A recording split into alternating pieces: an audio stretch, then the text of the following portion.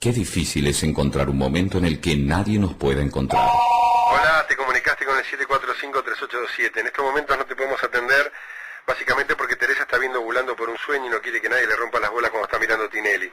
Yo, en cambio, estoy muy ocupado leyendo Guerrillas del Mundo, fascículo 4, con una molotov de regalo.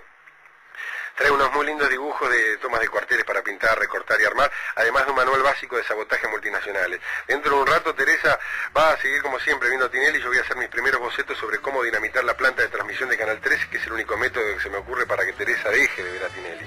Si querés dejar un mensaje o llamarnos al 15-678-90-4351, bueno, si es algo así como un consejo en caso de que estés a punto de suicidarte o algo de una importancia similar. Bye bye, gracias. Lucy en el cielo con Capusottos, ese contestador que nunca contesta.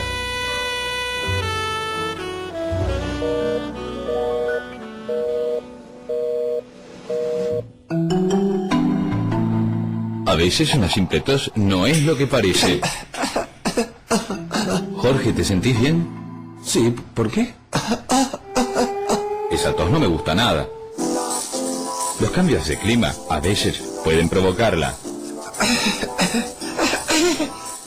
¿Qué te pasa, Jorge? No sé, ¿por qué lo decís? Esa tos tendrías que hacerte ver. Ante los primeros síntomas, siempre es bueno una consulta. Doctor, la verdad que... es que no puedo parar de toser así.